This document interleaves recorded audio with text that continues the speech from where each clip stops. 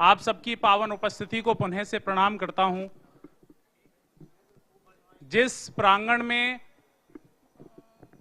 राम कथा हो रही हो और संतों के चरण पड़ रहे हों, वो प्रांगण, वो सभागार नहीं रहता, वो तीर्थ जैसा हो जाता है। हम सब कभी सौभाग्यशाली हैं कि आज हमें इस पुण्य को जीने का अवसर मिल रहा है। एक बार जोरदार तालियां आप सब अपने लिए बजाइए।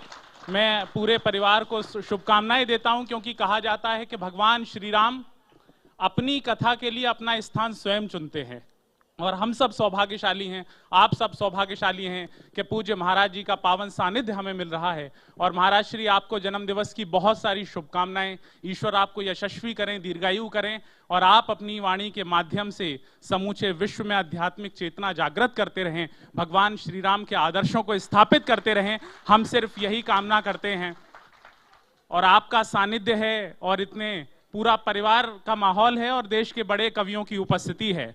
मैं सिर्फ यही कहूंगा कि रेत सी आंखों में सागर से ख्वाब सजाकर बैठे हैं, रेत सी आंखों में सागर से ख्वाब सजाकर बैठे हैं, नागफनी के बीच गुलाबों को महकाकर बैठे हैं, नागफनी के बीच गुलाबों को महकाकर बैठे हैं। महाराज श्री का जो सानिध्य मिला है, अगर अगली दो पंक्तियों में रेखांकित कर दूं तो आपकी तालियां उनको प्रणाम निवेदित कर दें कि रेत सी आंखों में सागर से ख्वाब सजाकर बैठे हैं, नागफनी के बीच गुलाबों को महकाकर बैठे हैं, और आपके साए में बैठे तो दिल ने ये महसूस किया, आपके साए में बैठे तो दिल ने ये महसूस किया, जैसे हम संगम के तट पर कुंभ नहाकर बैठे हैं, जैसे हम संगम के तट पर कुंभ नहाकर बैठे हैं। मर्यादा पुरुषोत्तम की तो बात ही अलग है, उनकी कथा हो रही है और हमने भी अभी रसपान किया। लेकिन एक टिप्पणी कर रहा हूं इन मंच के बड़े लोगों के चरणों का सानिध्य पाकर के, जो थोड़ा बहुत सीखा है। एक टिप्पणी कर रहा हूं अपने श्रद्धेय आज मेरे गुरुवर डॉक्टर कुमार विश्वास जी का भी पावन सानिध्य हमें मिला।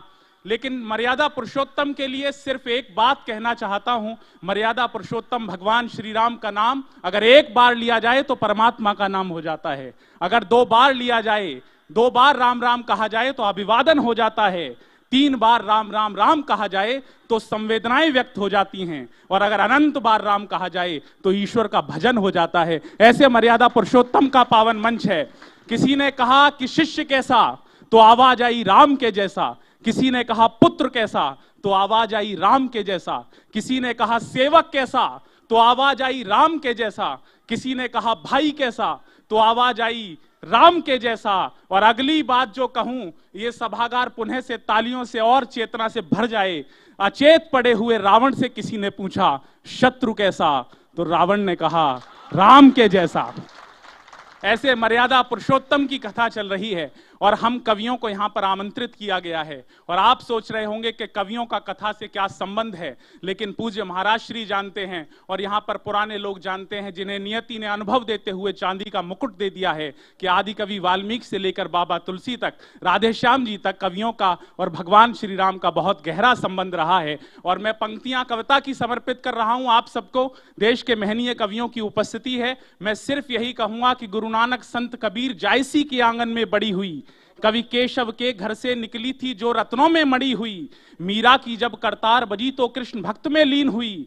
मतिराम बिहारी घनानंद को मिली प्रेम में जड़ी हुई। जो जगन्नाथ रत्नाकर का गंगावतरण कराती है, ऋषि वाल्मीकि की वह पावन बेटी कविता कहलाती है। ऋषि वाल्मीकि की वह पावन बेटी कविता कहलाती है। सुबह रहेंगे शाम रहेंगे, महाराज श्री आपको समर्पित कर रहा हूं। आपका एक बड़ा अभियान है, बड़ा मिशन है। किसी ने कहा कि बड़ी सड़कें बनाने से इस देश का विकास हुआ, किसी ने कहा कि बड़े पुल बनाने से इस देश का विकास हुआ, लेकिन मैंने कहा कि ना इस देश का विकास बड़े पुल बनाने से हुआ, ना इस देश का विकास बड़ी सड़कें बनाने से हुआ। इस देश का असली विकास तब हुआ जब इस देश की युवा पीढ़ी को शिक्षित किया गया। आप एक बड़ा कार्य कर रहे हैं गरीब बच्चों को शिक्षा दे करके। एक बार इस अभियान के लिए, इस मिशन के लिए भी महाराज श्री के लिए आप सब तालियां बजा दीजिए। सुबह रहेंगे शाम रहेंगे, हर पल आठों याम रहेंगे। महाराज श्री की कोई आश्वस्ति भरी तालियां दीजिए कि सुबह रहेंगे शाम रहेंगे, हर पल आठों याम रहेंगे। जब तक तन में सांस रहेगी तब तक मन में राम रहेंगे। जब तक तन में सांस रहेगी तब तक मन में राम रहेंगे। आज पूज्य महाराज श्री के जन्मोत्सव को अपनी कविताओं के माध्यम से महोत्सव बनाने के लिए देश के महनीय कवियों की इस पावन मंच पर उपस्थिति हुई है। आप सब जानते हैं, पूरा देश जानता है, पूरी दुनिया जानती है कि जो मंच पर लोग विराजमान हैं वो किसी परिचय के मोहताज नहीं हैं। लेकिन मैं क्रम में हूं तो मैं चाहता हूं कि अगर मैं उधर से शुरू करूं तो मित्रों, आपने अक्सर देखा कि किसी चेहरे की टीआरपी चैनल पर डिपेंड करती है, लेकिन हमें गर्व है और हमारे पूरे काव्यकुल को गर्व है कि हमारे पास सुदीप भोला के रूप में एक ऐसा चेहरा है जिसके बैठने से चैनल की टीआरपी बढ़ने लगती है। न्यूज 18 इंडिया के माध्यम से तमाम बार जिनको आपने सुना, देश दुनिया की यात्राएं जिनके कोश में हैं, ऐसे मेरे अग्रज संस्कारधानी जबलपुर से हमारे मध्य में उपस्थित हैं। एक बार बड़ी तालियों के साथ उनका स्वागत करिए। सुदीप भोला जी, उनके ठीक बराबर में लगभग 2.5 दशकों से पूरे हिंदुस्तान में ही नहीं बल्कि जहां जहां हिंदी बोली सुनी और समझी जाती है, पूरी दुनिया को ठहाकों की सौगात देने वाले एक मसीहा की उपस्थिति है जिसको पूरा देश रमेश मुस्कान के नाम से जानता है। आपकी ठहाक जिनका होना ही आपके ठहाकों को तय कर देता है, ऐसे आदरणीय रमेश मुस्कान दद्दू की उपस्थिति है, उनका भी बहुत बहुत स्वागत है। और इस परिचय के क्रम में मेरा भी परिचय है। मेरा नाम कुशल कुशलेंद्र है। मैं भी अपने अग्रजों के सानिध्य में इनके चरणों का सामीप्य पाकर के कलम को पकड़ना सीख रहा हूं, शब्दों को जोड़ना सीख रहा हूं। आपका मन करे तो मेरे लिए भी आप एक बार तालियां वालियां बजा सकते हैं। महाराज श्री, आप सोच रहे होंगे कि इतने बड़े कवि और संचालन इतने छोटे कवि को दे दिया। मैं सच में महाराज श्री बहुत होशियार आदमी, बचपन से ही होशियार। रिजल्ट आना था पिता ने कहा, 1 सब्जेक्ट में फेल हो तो कहना जय श्री राम, 2 में फेल हो तो कहना राधे श्याम, 3 में फेल हो तो कहना ब्रह्मा विष्णु महेश। मैं रिजल्ट लेके आए, गेट पे पिताजी लठ लेके तैयार। बोले क्या हुआ रिजल्ट का? मेरी होशियारी के लिए तालियां बजाना। मैंने कहा पापा सांचे दरबार की। तो ये होशियारी बहुत जरूरी है, इसलिए सबसे होशियार कवि को दिया गया। बहुत आनंद में है आप सब लोग। हरियाणा तो आनंद के लिए जाना जाता है, मस्ती का शहर है और महाराज श्री का जन्मोत्सव है। आपकी मुस्कुराहट आ रही है तो महाराज श्री के जन्मोत्सव का उत्सव महोत्सव धीरे धीरे बनेगा। और जब कवि सम्मेलन अपने शिखर पर पहुंचेगा, मेरे अग्रज जब कविता पाठ करेंगे तो उस समय आपको और आनंद आएगा। मैं तो क्रम में हूं महाराज श्री, स्थिति बहुत विचित्र हो जाती है। हरियाणा तो हमें कई बार आना पड़ता है कवि सम्मेलन, पूरे देश की यात्राएं करते हैं। लेकिन सच बता रहा हूं भाई साहब, हरियाणा का आदमी सबसे कमाल होता है।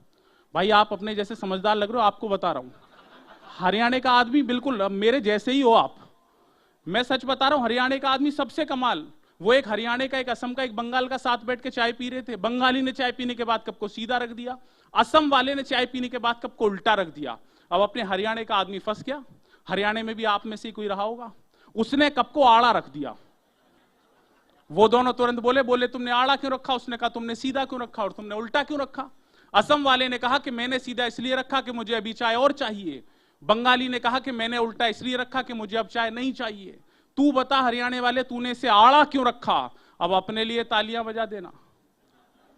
हरियाणा वाला होशियार था, आप में से ही कोई था। बोले तू बता तूने इसे आड़ा क्यों रखा? हरियाणा वाले ने कहा कि भैया मैंने कप को आड़ा इसलिए रखा कि हो तो दे दो, ना हो तो रहने दो। तालियां जोरदार वाली बजा दो, ये बहुत जरूरी है। हाँ, ये आनंद आपको आना चाहिए। हाँ, क्योंकि मैं जहां से आता हूं वहां के महाकवि डॉक्टर कुंवर बेचैन जी ने लिखा कि पूरी धरा भी साथ दे तो और बात है, पर तू जरा भी साथ दे तो और बात है। चलने को एक पांव से भी चल रहे हैं लोग, पर दूसरा भी साथ दे तो और बात है। इसलिए आपके मन की आवश्यकता है, आप थोड़ा आनंदित रहिए। 4 पंक्तियां मां सरस्वती के चरणों में रख रहा हूं, जिनकी कृपा से हम लोग शब्दों को जोड़ पाते हैं। विज्ञान ज्ञान देकर मां झोली भर रही है, प्रतिभा कला हमारी प्रतिदिन निखर रही है। दुनिया हमें विवेकी साधक बता रही है, मेरा नाम चल रहा है, मां काम कर रही है।